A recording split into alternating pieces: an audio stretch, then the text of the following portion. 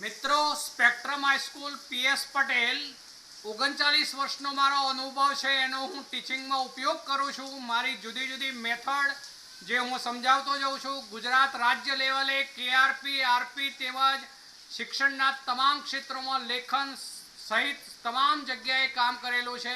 એવા મારા બહોળા અનુભવનો હું ઉપયોગ મારા ટીચિંગ દરમિયાન કરું છું। મારો લાભ અવશ્ય લેજો એવું ખાસ જણાવું છું। મોર્નિંગ ઓલ ફ્રેન્ડ્સ, હવે જુઓ ગઈકાલે આપણે જુદા જુદા એકમ કોષ જે હોય તેની સાથે સંકળાયેલા વાસ્તવિક પરમાણુઓની સંખ્યા કેટલી એ કેવી રીતે ગણી શકાય તે જોઈ ગયા। મેં તમને કાલે જ કહ્યું હતું કે તમને બરોબર આવડવું જ જોઈએ તો જ આજે હું ચલાવું છું એમાં ખબર પડશે। મેં તમને પહેલેથી સ્પષ્ટ કરી દીધું। દાખલા તરીકે આદિમ કોષ હોય, પ્રિમિટિવ સેલ હોય તો એની અંદર શું થાય મિત્રો યાદ કરો તો એમાં ફક્ત આ ખૂણાઓ ઉપર જ ઘટક કણો પરમાણુ અણુ આવે। પણ હવે હું પરમાણુ શબ્દ જ વાપરું છું તો એ પરમાણુ આવેલા હોય। ચલો હવે પ્રત્યેક ખૂણા પરનો પરમાણુ 8 એકમ કોષ વચ્ચે સહિયારો હોવાથી આપણે આવું જોઈ ગયા હતા કે સાદો સમઘન હોય એટલે કે પ્રિમિટિવ કોષ તો તેમાં 1/8 ગુણ્યા 8 થાય એટલે બરાબર કેટલા થાય તો 1 જ। તો વાસ્તવિક રીતે સાદા સમઘનમાં અથવા પ્રિમિટિવ કોષમાં સંકળાયેલા પરમાણુઓની વાસ્તવિક સંખ્યા માત્ર કેટલી ગણાશે 1। હવે એ બાબત જે છે એના ઉપરથી આપણે એની પેકિંગ ક્ષમતા કેટલી થાય આપણે ગણવીશું। ચલો એને માટે પહેલા જો હું સમઘન લઉં છું, સાદો ઘન લઉં છું, સાદો સમઘનીય, સાદા સમઘનીય ની પેકિંગ ક્ષમતા, પેકિંગ ક્ષમતા કેપેસિટી। ચલો હવે એ કેવી રીતે તો પહેલા તમને ફિગર દોરતા આવડવી જોઈએ। જો તમને સાદો સમઘન કોને કહેવાય એ આવડતું હશે તો જ આગળ વધી શકશો। તો એમાં આપણે ફિગર દોરશું। જુઓ મિત્રો,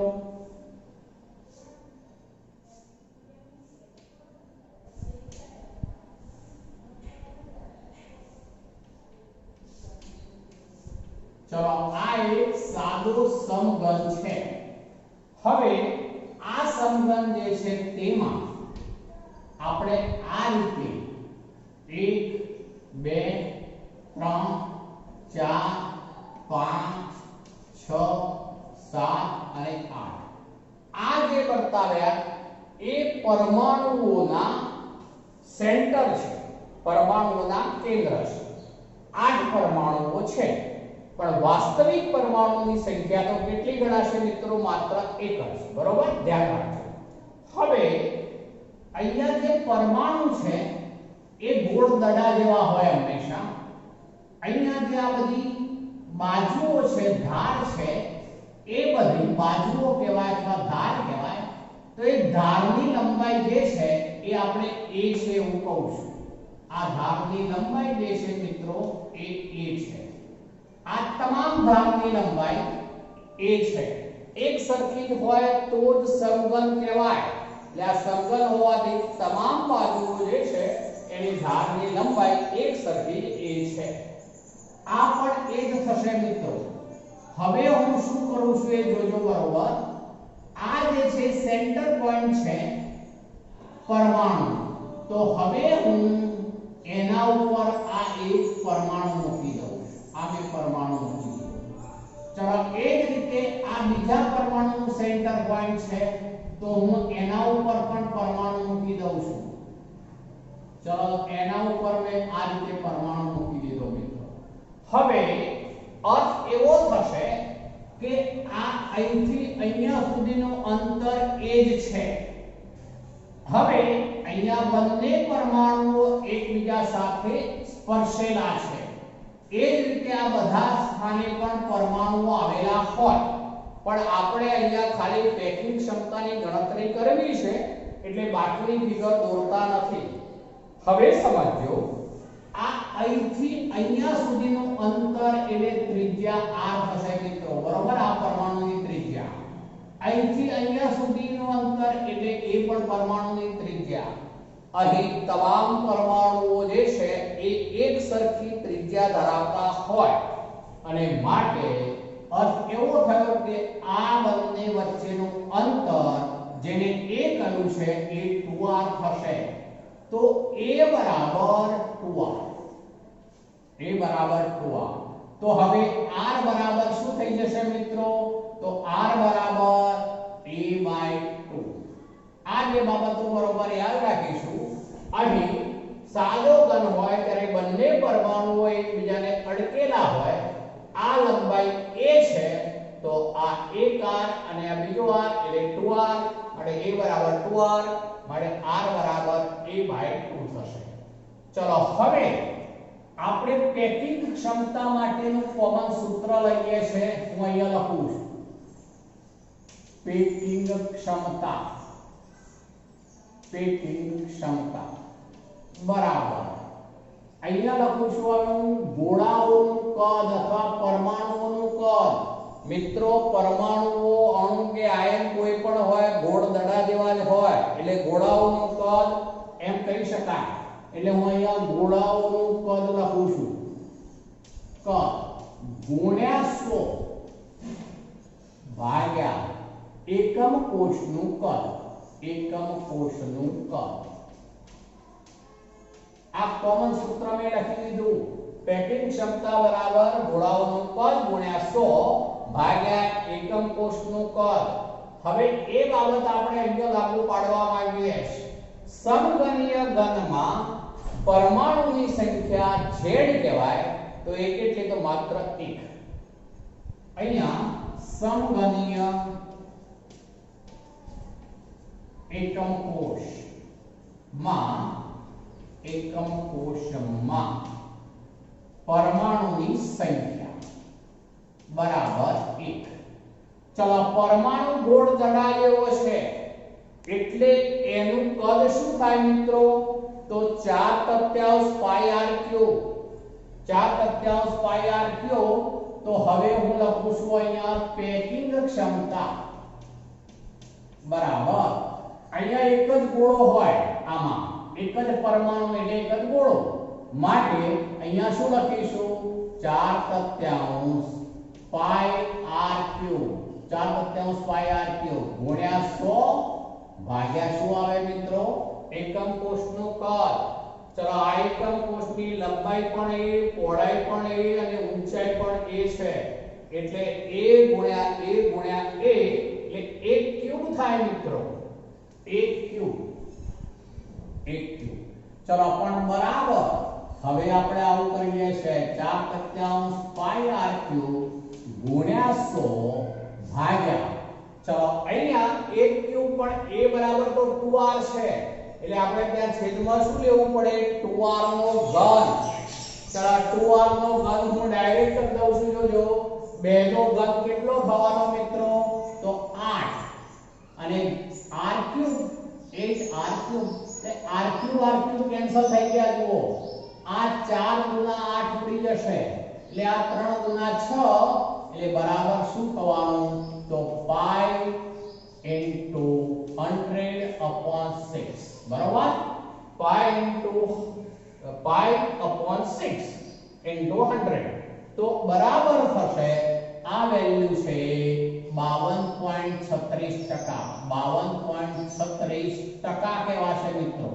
52.36% આ એનો ચોક્કસ જવાબ કયો કહેવાશે? સમઘનીય ઘન હોય, સાદો ઘન હોય, પ્રિમિટિવ સેલ હોય તો એમાં જે પેકિંગ ક્ષમતા છે એ 52.36% કહેવાશે મિત્રો. એટલે એનો અર્થ એવો થયો કે લગભગ 47 સમથિંગ એટલે આપણે 100 માંથી બાદ કરી લેવા પડે એટલી અવકાશને જગ્યા રહે. જ્યારે આવા પરમાણુઓ ગોઠવાયેલા હોય ત્યારે એમની વચ્ચે જે અવકાશ રહેશે એ અવકાશ થશે 100 - 52.36 એટલે કેટલું થાય મિત્રો? તો 47 પોઈન્ટ સમથિંગ થશે, બરોબર? તો એ રીતે 47.64 એ અવકાશ કહેવાય, જગ્યા કહેવાય પરમાણુઓ વચ્ચે. અહીંયા આપણે આ ગણીએ પેકિંગ ક્ષમતા. આ કોની છે? સાદા સમઘનીય ઘનની પેકિંગ ક્ષમતા. ચલો હવે બીજું ઉદાહરણ લઈએ. બીજા ઉદાહરણમાં આપણે પહેલા અંતઃકેન્દ્રિત અને બીજું ફલક કેન્દ્રિત એ બે છે. એમાં અંતઃકેન્દ્રિત ઉપર પહેલા આવીએ. ચલો અંતઃકેન્દ્રિત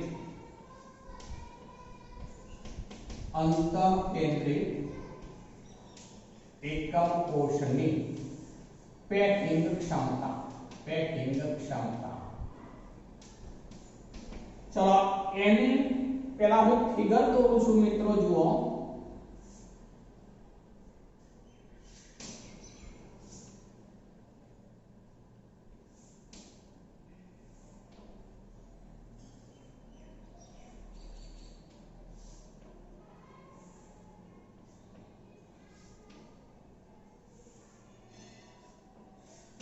ચલો મેં આ એકમ કોષ બનાવી દીધું. હવે અંતઃકેન્દ્રિત હોય એમાં શું હોય સ્પષ્ટતા કરું છું. આ 1 2 3 4 5 6 7 8 બરોબર મિત્રો. એ ઉપરાંત શું હોય? આ અંદરનું કેન્દ્ર. અંતઃકેન્દ્રિત એટલે અર્થ એવો થાય મિત્રો અંદરનું કેન્દ્ર. ચલો હવે આ બધી જ બાજુઓ જે છે લંબાઈ પહોળાઈની ઊંચાઈ એક સરખી જ એ છે. ચલો આ એ, અહીંયા આ પણ એ, આ પણ એ, બધી જ બાજુઓ જે છે એની લંબાઈ એ, આ પણ એ જ છે. હવે આપણે અંતઃકેન્દ્રિતમાં આ જે છે સેન્ટર છે કોના? પરમાણુઓના. તો હવે આપણે પરમાણુઓ મૂકીએ છીએ. ચલો આની ઉપર પરમાણુ મૂકું છું, ધ્યાન રાખજો. આ મેં એક પરમાણુ મૂકી દીધો. આ એનું સેન્ટર છે. ચલો આ સેન્ટર છે એના ઉપર પણ પરમાણુ મૂકું છું, જુઓ. તો આ એના ઉપર પણ પરમાણુ મૂકી દીધો આપણે. આ પણ સેન્ટર ગણીશું તો એના ઉપર પણ પરમાણુ મૂકવો પડશે. ચલો એના ઉપર પણ આપણે મૂકી દીધું. આ તમામ પરમાણુઓ જે છે એ સરખા માપના જ હોય મિત્રો. તમામ પરમાણુઓ સરખા માપના જ હોય. આ સ્પષ્ટીકરણ કરી દઉં છું. તમામ પરમાણુઓ સરખા માપના હોય. હવે હું પહેલા તો આ જે છે એ ત્રણેયને જોડી દઉં છું. આ એક, આ બીજું આ ત્રીજું અને આ ચોથું આર ગણું છું. ધ્યાન રાખજો. ફરીથી એકવાર બોલું છું. આ અહીંયા લખું છું પણ તમને બહુ દેખાશે નહીં. આ પછી આ બીજો આ ત્રીજો અને આ ચોથો તો આ ચાર આર થઈ 4 આર અંતર થયું આ જે છે તે. હવે હું આ બેને પણ એકબીજા સાથે જોડી દઉં છું. આ બે વચ્ચેનું અંતર છે એને હું બી કહું છું. બી કહું છું. આ 4 આર વાળું અંતર એને આપણે સી કહીએ છીએ. સી કહીએ છીએ. હવે અહીંયા હું નામકરણ કરું છું. જોજો આને હું એ બિંદુ કહું છું. ગમે તે નામ આપી શકાશે. આ બિંદુ એ છે, આ બિંદુ બી છે, આ બિંદુ સી છે. તો અહીં ત્રિકોણ ABC કાટકોણ ત્રિકોણ છે. સમજો મિત્રો. હવે અહીં ત્રિકોણ ABC માં એંગલ ABC બરાબર 90 અંશ છે. જો આ એંગલ જે છે 90 અંશનો છે મિત્રો. ABC આ એંગલ 90 અંશનો છે. તો કર્ણ કયો થયો મિત્રો? તો બી કર્ણ છે. તો હવે આપણે પાયથાગોરસનો પ્રમેય લાગુ પાડીએ છીએ. તો શું થવાનું b સ્ક્વેર બરાબર a સ્ક્વેર વત્તા a સ્ક્વેર, બરોબર ને? પેલી બીજી રીતે કહું તો આપણે ac સ્ક્વેર, જો આ ac સ્ક્વેર બરાબર ab સ્ક્વેર વત્તા bc સ્ક્વેર, ab સ્ક્વેર વત્તા bc સ્ક્વેર. ચલો હવે પણ ac બરાબર તો શું છે? તો b છે, તો આવું લખી શકાય b સ્ક્વેર બરાબર, ચલો ab સ્ક્વેર, આ ab સ્ક્વેર એટલે a સ્ક્વેર વત્તા bc સ્ક્વેર, bc બરાબર પણ શું છે મિત્રો? a જ, તો વત્તા a સ્ક્વેર. તો b સ્ક્વેર બરાબર શું થઈ ગયું? 2a square. b સ્ક્વેર બરાબર 2a સ્ક્વેર, આ એક મેં તારવી લીધું. b સ્ક્વેર બરાબર 2a સ્ક્વેર. ચલો હવે હું આ બિંદુને d બિંદુ કહી દઉં છું, d બિંદુ. ચલો તો બીજો એક કાટકોણ ત્રિકોણ લઉં છું, બરોબર ધ્યાન રાખજો. ચલો બીજો એક કાટકોણ ત્રિકોણ છે ACD. કાટકોણ ત્રિકોણ કયો છે? ACD, જેમાં એંગલ ACD બરાબર 90 હશે. ચલો એંગલ ACD બરાબર 90 હશે, આ એંગલ 90 હશે. ચલો તો હવે મિત્રો એને માટે પણ પાયથાગોરસનો પ્રમેય લાગુ પાડીએ. ચલો એને માટે પાયથાગોરસનો પ્રમેય લાગુ પાડીએ.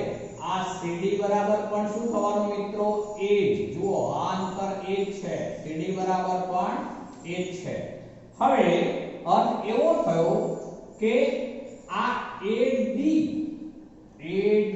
એક કર્ણ થઈ ગયો. જુઓ આ કાટખૂણો માટે કર્ણ થઈ ગયો AD, તો AD નો સ્ક્વેર બરાબર શું થવાનું મિત્રો? તો b સ્ક્વેર એટલે AC નો સ્ક્વેર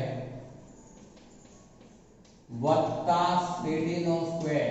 જુઓ બરોબર આ AD નો સ્ક્વેર, કર્ણ આ હોવાથી આ C કર્ણ છે, તો AD નો સ્ક્વેર બરાબર AC નો સ્ક્વેર વત્તા CD નો સ્ક્વેર. પણ હવે AC નો સ્ક્વેર બરાબર તો b સ્ક્વેર છે અને આના બરાબર શું છે? આપણે c લીધું છે, તો c સ્ક્વેર બરાબર આના બરાબર, ફરીથી બોલું છું, આ b થયું એટલે b સ્ક્વેર પ્લસ cd બરાબર શું થવાનું? તો a એટલે a સ્ક્વેર. પણ હવે b સ્ક્વેર બરાબર તો શું છે મિત્રો? જુઓ b સ્ક્વેર બરાબર તો 2a સ્ક્વેર, તો c સ્ક્વેર બરાબર 2a square plus a square, તો c સ્ક્વેર બરાબર શું થઈ ગયું મિત્રો? 3a square. c સ્ક્વેર બરાબર 3a સ્ક્વેર. પણ હવે c સ્ક્વેર બરાબર શું છે? બરોબર જોઈએ છે, જોજો અહીંથી અહીંયા સુધી એટલે 1r, બરોબર ધ્યાન રાખજો મિત્રો. ફરીથી બોલું છું, અહીંથી અહીંયા સુધી 1r, અહીંથી અહીંયા સુધી બીજી r, અહીંથી અહીંયા સુધી ત્રીજી r અને અહીંથી અહીંયા સુધી ચોથી r, એટલે 4r છે. તો 4r નો સ્ક્વેર બરાબર 3a સ્ક્વેર. ચલો હવે બંને બાજુના રૂટ લઈ લઈએ આપણે, તો આવું થવાનું મિત્રો 4r બરાબર શું થઈ જશે? તો √3a. ચલો આનો વર્ગ હોવાથી આપણે સીધું રૂટ લઈ લીધું, તો 4r બરાબર આનો રૂટ થવાનું 3a. 4r બરાબર √3a. તો હવે a બરાબર શું થાય મિત્રો? a બરાબર લઈએ છે તો 4r અપોન શું થઈ જશે? √3. એ સૂત્ર કરતા બનાવી દીધું આપણે, તો 4r બરાબર શું થવાનું? તો √3. ચલો એ ઉપરાંત આપણે r ને પણ સૂત્ર કરતા બનાવીએ, તો r બરાબર શું થવાનું? તો r બરાબર √3a/4. જો આ 4 છેદમાં આવે એટલે તો r બરાબર √3a/4. આપણે આની પણ જરૂર પડશે મિત્રો ઓબ્જેક્ટિવની દ્રષ્ટિએ, એટલે વ્યવસ્થિત સમજીને તૈયાર કરીશું અને આની પણ જરૂર પડશે. હવે મેં આ બધું સિસ્ટેમેટિક ગણીને સમજાવ્યું, ફરીથી બોલું છું, સિસ્ટેમેટિક ગણીને સમજાવ્યું. પણ હવે હું ડાયરેક્ટ એક શોર્ટકટ બાબત સમજાવું છું, ધ્યાન રાખજો, બરોબર ધ્યાન રાખજો. આપણે આ અંતર લેવાનું છે, આ અંતર. ચલો આ અંતર બરાબર શું છે? તો એક r, બીજો r, ત્રીજો r અને ચોથો r. એટલે આ 4r છે, 4r. ચલો અહીંથી શરૂઆત કરીએ છે, આપણે આ બિંદુ સુધી આવવાનું છે, સમજો. તો આપણે અહીંથી આમ આગળ વધ્યા તો a, ચલો અહીંથી આમ આગળ વધ્યા તો a, અહીંથી આગળ વધ્યા તો a. કેટલી વખત a ને અનુસરવું પડ્યું? 3 વખત. ફરીથી બોલું છું, આ a, આ પણ a, આ પણ a. 3 વખત અનુસરવું પડ્યું. માટે જો આ ડાયરેક્ટ 4r² બરાબર 3a². શું બોલું છું? ફરીથી એકવાર સમજો. આ એક r, બીજો r, ત્રીજો r, ચોથો r, ટોટલ 4r છે, બરોબર? 4r માં લખ્યું છે અહીંયા જો. હવે આપણે અહીંથી અહીંયા સુધી આવવું છે તો આમ આવીએ છીએ. આ a, આ પણ a, આ પણ a. એટલે કેટલી વખત a આવ્યા? 3 વખત. માટે 3a². 3 નો સ્ક્વેર નહીં, ધ્યાન રાખજો, 3a². ચલો તો હવે 4r² બરાબર 3a². તો 4r બરાબર √3a, તો a બરાબર 4r/√3, r બરાબર √3a/4. ચલો હવે આપણે આની પેકિંગ ક્ષમતા ઉપર જવું છે આપણે. તો પહેલા તો આની સાથે આ જે છે કયો છે? અંતઃકેન્દ્રિત ઘન. ચલો અંતઃકેન્દ્રિત ઘન સાથે સંકળાયેલ વાસ્તવિક પરમાણુઓની સંખ્યા z કેટલી મિત્રો યાદ કરો? તો 2. બરોબર ને? કેવી રીતે? તો 1/8 બરાબર 1 અને એક અંતઃકેન્દ્ર ઉપરનો પોતાનો પ્રાઇવેટ, એટલે 1 1 2. તો હવે આપણે આવું લઈશું, આની પેકિંગ ક્ષમતા. અહીંયા લખું છું મિત્રો, ધ્યાન રાખજો, પેકિંગ ક્ષમતા બરાબર 2 ગોળાઓ છે, એટલે અહીંયા હું સીધું લખું છું 2 * 4 πr³ ગુણ્યા 100 ભાગ્યા શું થઈ જાય મિત્રો? 1³. ચલો હવે કિંમત મૂકી દઈએ આપણે, 1³ નહીં, આપણે આનો ઘન કરવો પડશે, બરોબર? આનો ઘન કરવો પડશે. તો હું આવું મૂકું જો, બરાબર 2 * 4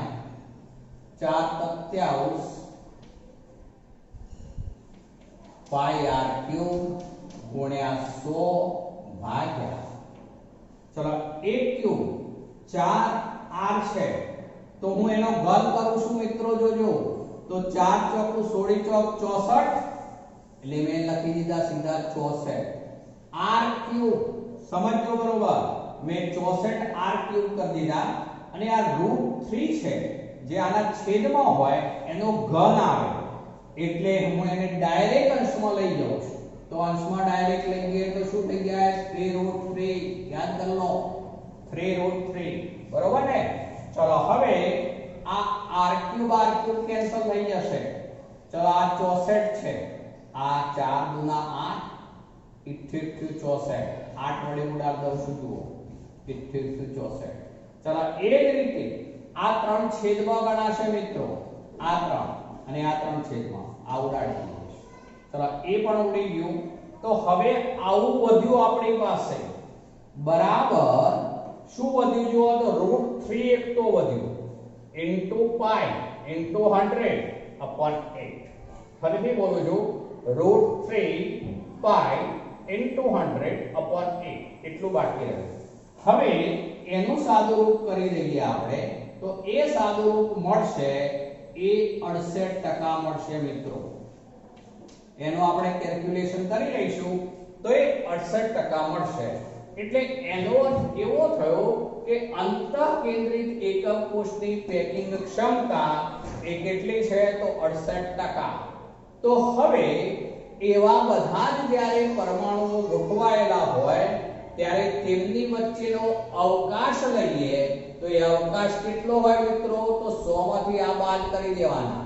100 માંથી 68 બાદ કરીશું એટલે 32% એ વચ્ચે રહેલો અવકાશ, એટલે કે જગ્યા કહેવાય, પોલાણ કહેવાય. તો એ પોલાણ અવકાશની જગ્યા એ 100 માંથી આટલા બાદ કરી લેવાના, એટલે 32% ગણાશે.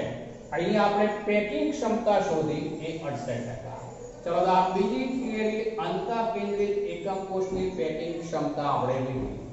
હજુ ત્રીજા મુદ્દા ઉપર આવીએ છીએ આપણે. એ જે છે એ ફલક કેન્દ્રિત હોય ત્યારે શું થાય તે. તો ફલક કેન્દ્રિત એકમ કોષ ની પેકિંગ ક્ષમતા. ચલો હવે મિત્રો ફરીથી બોલું છું. ફલક કેન્દ્રિત એકમ કોષની પેકિંગ ક્ષમતા. તો પહેલા તો આપણે ફલક કેન્દ્રિત જે હોય એને ફિગર બનાવવી પડશે. ચલો ફિગર ઉપર પહેલા જાઉં છું. જોજો મિત્રો, હવે કોષ દોરી લીધો. હવે આપણે ફલક કેન્દ્રિત લેવાનું છે. તો ફલક કેન્દ્રિતમાં આ તો હોય જ.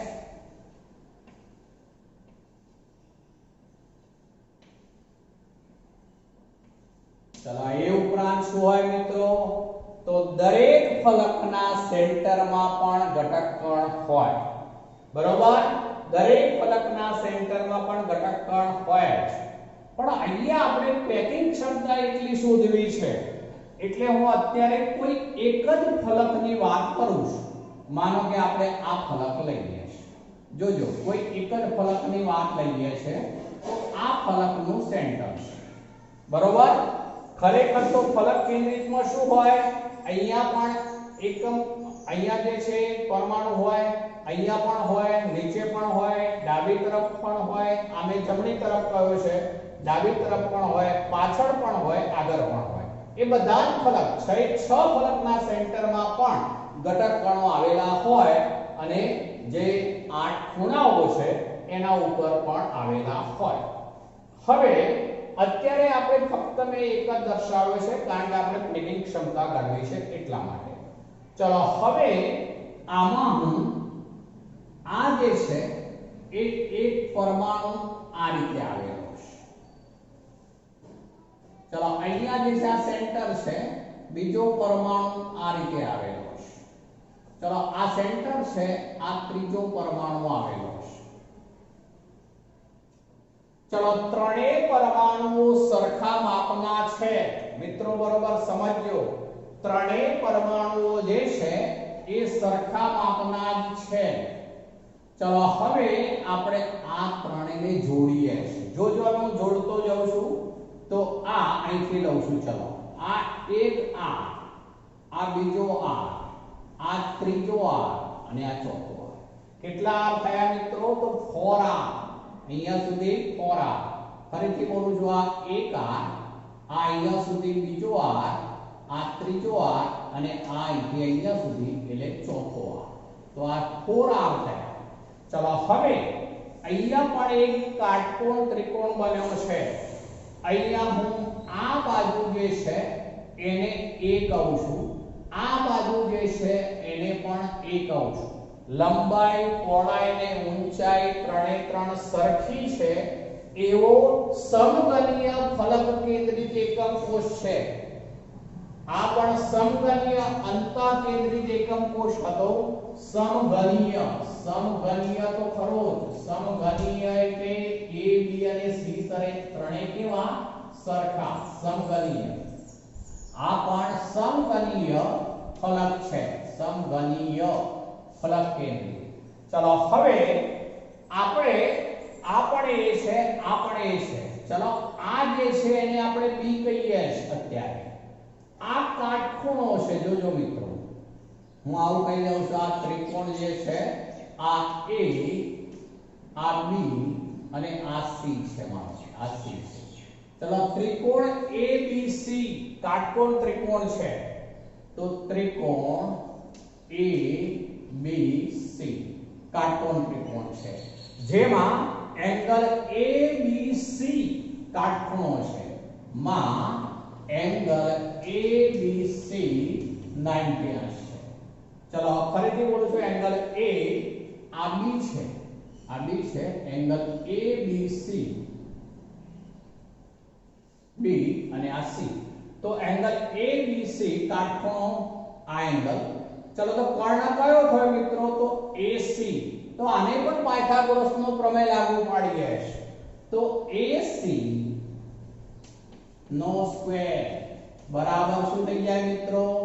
આ AB નો સ્ક્વેર વત્તા BC નો સ્ક્વેર, AB નો સ્ક્વેર વત્તા BC નો સ્ક્વેર. ચલો હવે AC સ્ક્વેર બરાબર શું છે જુઓ બરોબર. AC સ્ક્વેર, આ AC સ્ક્વેર જે છે એને હું સિમ્બોલ આપી દઉં છું B, માનો કે B, આ B છે. તો B સ્ક્વેર બરાબર AB બરાબર શું છે? તો સ્મોલ a, તો A સ્ક્વેર પ્લસ BC બરાબર પણ શું છે જુઓ? BC બરાબર પણ a છે. તો આ a અહીંથી અહીંયા સુધી માટે a સ્ક્વેર. તો B સ્ક્વેર બરાબર 2a સ્ક્વેર માટે B બરાબર શું થઈ જવાનું મિત્રો? √2a. B બરાબર √2a. ચલો અહીંયા શું હતું? આપણે B સ્ક્વેર બરાબર 2a સ્ક્વેર બરોબર. તો આમાં પણ B બરાબર √2a, પણ પછી આપણે B પછી શું શોધ્યું હતું? C. અહીંયા આપણે ડાયરેક્ટ આને B કહ્યું છે, આ B કહ્યું છે, ધ્યાન રાખજો. હવે પણ B બરાબર તો શું છે જુઓ? તો 4r, 1 2 3 4. એટલે હું આના ઉપર આવું છું પહેલા, માનો કે તો આવું થશે. B બરાબર 4r અથવા આના ઉપર ચાલીએ. તો 4r બરાબર શું થઈ ગયું? √2a. ચલો 4r બરાબર √2a છે. આપણે તો a ની જરૂર પડશે દરેકમાં. શા માટે? પેકિંગ ક્ષમતાના સૂત્રમાં એકમ કોષનું કદ લેવું પડે AQ, એટલે આપણે a ની જરૂર પડે. તો આમાં a બરાબર શું થઈ જશે? તો a બરાબર આપણે a ક્યાં રહેવા દઈએ છે? તો 4r √2. √2 નીચે આવે મિત્રો. a બરાબર 4r √2. હજુ આપણે સાદુરૂપ આપવો હોય તો આવું આપી શકીએ. આ 4 એટલે √2 * √2 * 2 બરોબર. √2 * √2 * 2 r upon √2. એટલે એક √2 આપણે કાઢી નાખીએ તો આવું થાય મિત્રો 2 √2 બરોબર. આ કેવી રીતે થયું? આ ફરીથી બોલું છું. આ 4 ને મેં શું કર્યું? 2 * √2 * √2 into r. પછી આ √2 છેદમાં હોવાથી એક ઉડાડી દીધું, એટલે બાકી શું રહે? 2 √2 r. તો આ પણ લઈ શકાય, આ પણ લઈ શકાય એ તરીકે.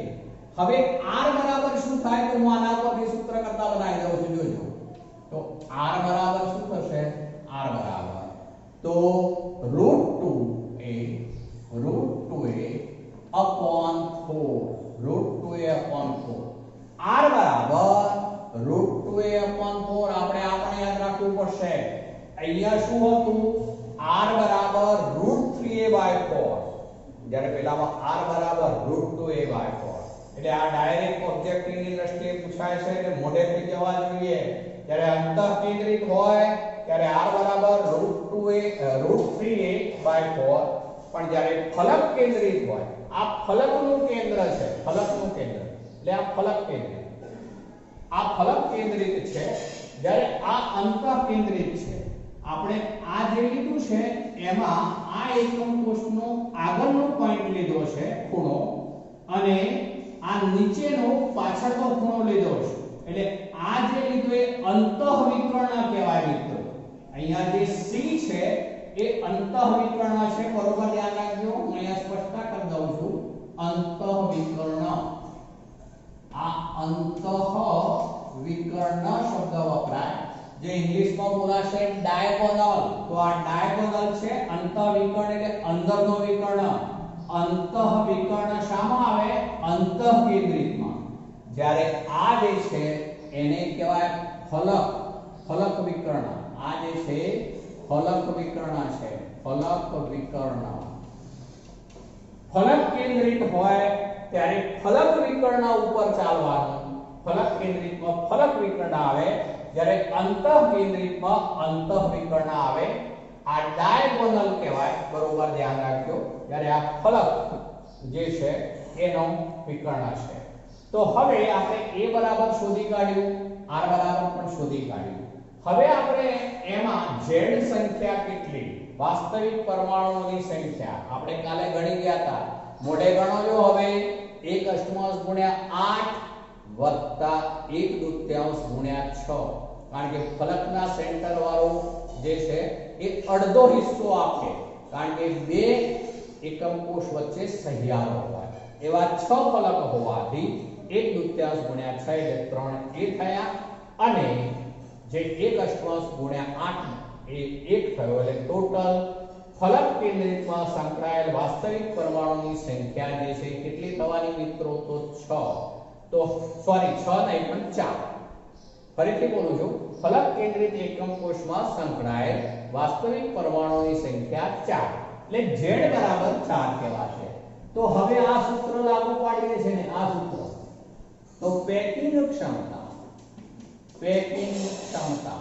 બરાબર, ચલો એમાં 4 ગોળાઓ છે અથવા 4 પરમાણુ છે, એટલે 4 ઇન્ટુ 4 તત્યાંશ પાઈ r ક્યુબ ઇન્ટુ 100 ભાગ્યા શું થઈ જશે મિત્રો? 1 ક્યુબ ભાગ્યા 1 ક્યુબ. ચલો હવે a ની કિંમત મૂકીએ, આ 4 ઇન્ટુ 4 એમને મેં રહેવા દઉં છું, પાઈ r ક્યુબ ગુણ્યા 100 ભાગ્યા 3 પણ છેદમાં લઈ જાઉં છું 3. હવે 1 ક્યુબ લખવાનું છે આપણે, a બરાબર હું આ લઉં છું તો એનો ઘન લઉં છું, જોજો. ચલો એનો ઘન એટલે 4 ઇન્ટુ 4 ઇન્ટુ 4 બરોબર 3 વખત, અને r નો ક્યુબ, અને આ √2 જે છે એનો ઘન થશે મિત્રો, એ અંશમાં જ હશે, એટલે શું થવાનું? તો ઇન્ટુ 2√2 બરોબર, ઘન થાય એટલે ઇન્ટુ 2√2. ચલો હવે આ r ક્યુબ કેન્સલ, આ કોઈ પણ બે ઉડાડી દઈએ, 4 4 ઉડાડી દીધા. હવે આ જે છે 2 દુના 4 એ રીતે પણ ઉડી જશે. ચલો આ 3 દુના 6 થવાના, તો બરાબર શું થઈ ગયું? આ √2 ઇન્ટુ પાઈ અપોન 6 ગુણ્યા 100. ફરીથી બોલું તો √2 ઇન્ટુ પાઈ ગુણ્યા ફરીથી બોલું તો √2 ઇન્ટુ પાઈ અપોન 6 ઇન્ટુ 100. ચલો તો આમાં આપણે સાદુરૂપ કરીશું તો મળશે આપણને 74%. તો એમાં પેકિંગ ક્ષમતા 74%. હવે આપણે એમાં અવકાશ નક્કી કરવો હોય તો શું કરવાનું મિત્રો? 100 માંથી બાદ કરી દઈશું, એટલે કેટલા થશે? તો એમાં 26%, બરોબર. 26% એ અવકાશ મળે, એટલે કે બાકીની જગ્યા પૂર્ણાંક હોય એ 26% હોય. હવે અહીંયા વારંવાર ઓબ્જેક્ટિવમાં પણ પૂછાય છે, આ રીતની થિયરી સ્વરૂપે પણ પૂછાય છે. ઓબ્જેક્ટિવ માટે કયા મુદ્દા અગત્યના છે ફરીથી રિપીટ કરી દઉં છું.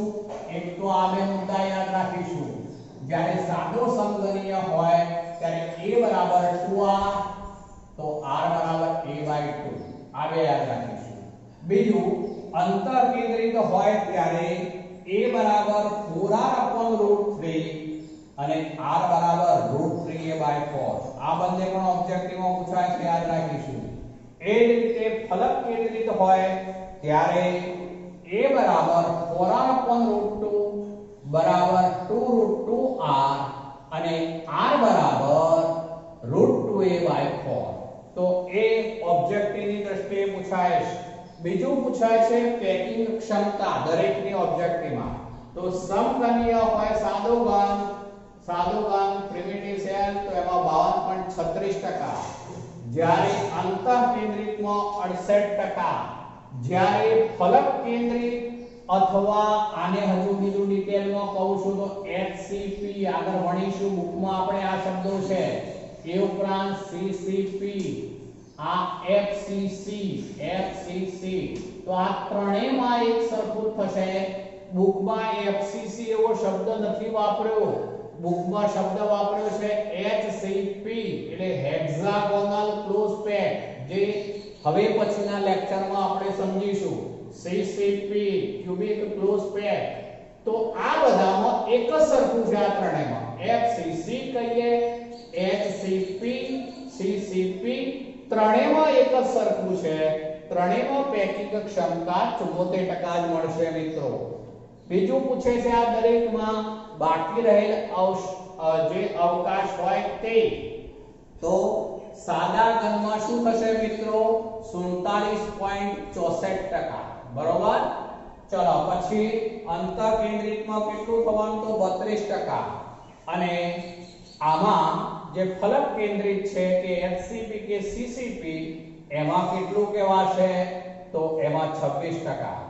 એટલે આની પેકિંગ ક્ષમતા સૌથી વધારે છે, જેમાં ઘટક કણોની સંખ્યા 4 એટલે કે સૌથી વધારે, કારણ કે આમાં 1, આમાં ઘટક કણો 2, આમાં ઘટક કણો 4.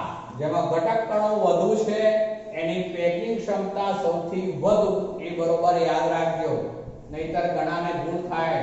52.36%, 68% અને 74%. તો આમાં સૌથી વધુ, કારણ કે તેમાં ઘટક કણોની સંખ્યા સૌથી વધુ છે.